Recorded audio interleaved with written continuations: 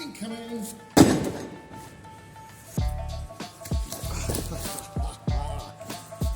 Fresh in from Autodoc, we've got the bits to carry on Pandora. Oh yeah, baby. Hello and welcome back to another episode of KeithVC's Cars. We have continuing with the BRM, the head gasket, and we've got a delivery today from Autodoc.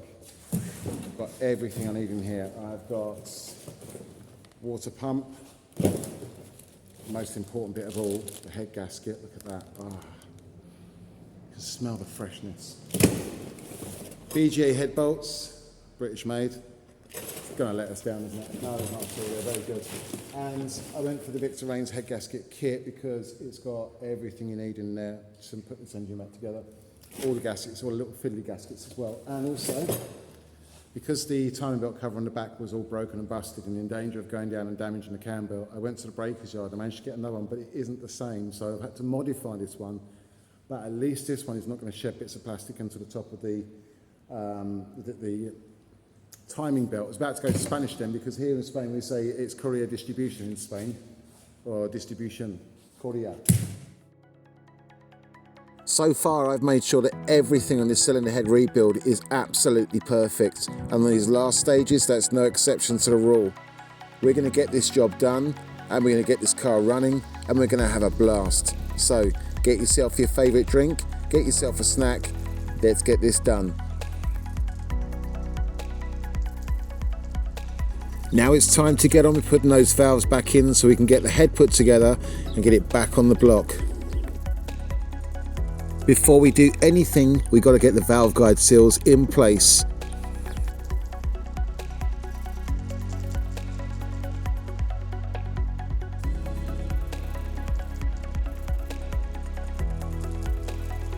Here you can see the valve guide seal, the valve spring, which pushes down the valve guide seal to keep it in place.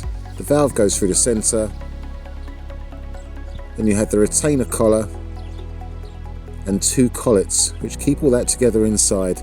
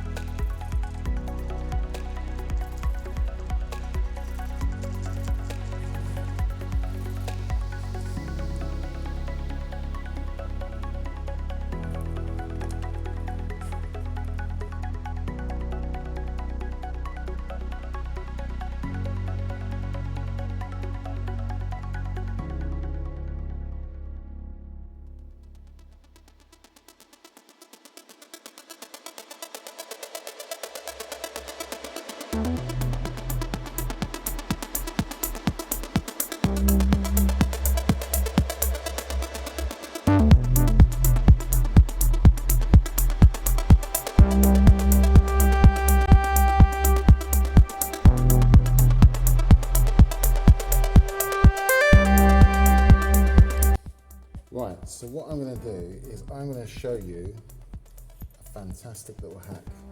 It involves a piece of plastic, an 11mm deep socket and a ratchet. So, I'm going to grab my valve here, I'm going to grease it up. I'm going to install it in position here. That's in nicely. I'm going to turn my head back around. I'm going to install the spring and the collet retainer.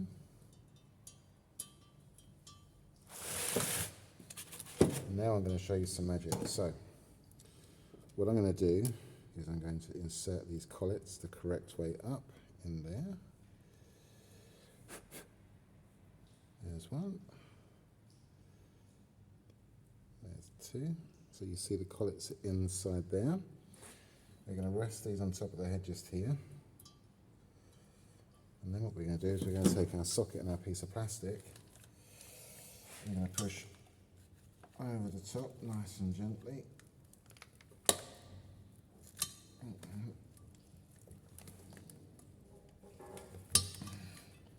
Oh, it didn't work that time. Because I didn't put these in correctly. Oh dear, oh dear. Hang on. Let's go. I did a practice run on the first valve with the camera turned off and it went in straight away. It's just typical that when the camera's turned on, it doesn't go as planned. This plastic bag hack really does work. It's not guaranteed to work first time every time. Sometimes it might take 2 or 3 attempts. But without the tool, this is my only option. I found the perfect tool for the job was an 11mm deep socket on a 6-inch extension bar with a ratchet on the top. Don't worry, you're not going to damage the valve because you're not actually pushing down on the valve. You are pushing down on the valve spring and the retainer. This is going to allow you the access to get to the ridge to put the collets on to secure the valve in its position.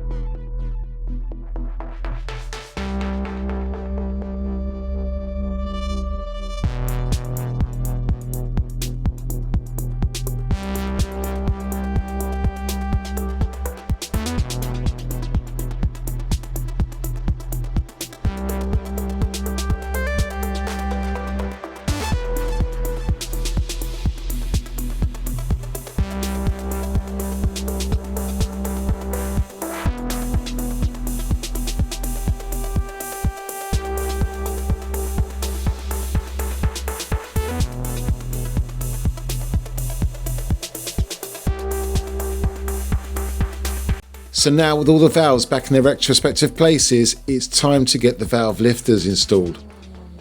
It's always a good idea with hydraulic valve lifters when you take them out to keep them stored in a bucket of engine oil, preferably the same engine oil which is used in the engine. This not only stops dirt from getting inside, it stops rust and it keeps the valve lifters primed and ready for starting. I always keep the spark plugs removed before starting the engine.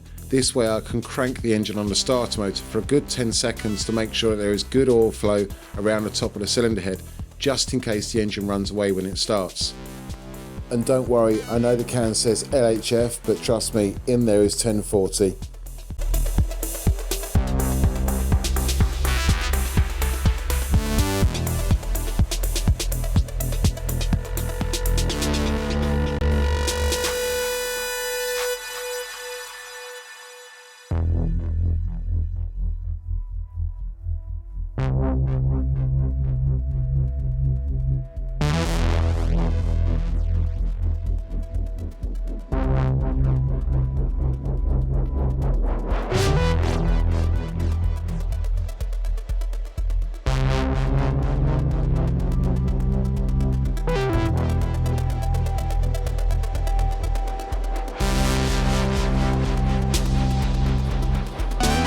So now what I'm doing is installing the left hand side VVC controller and the camshaft, and then the right hand side VVC controller and that camshaft.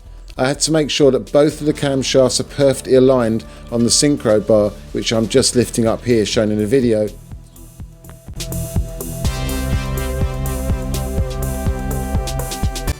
Any mistakes at this point could prove catastrophic later on. The last thing I want is valves meeting pistons.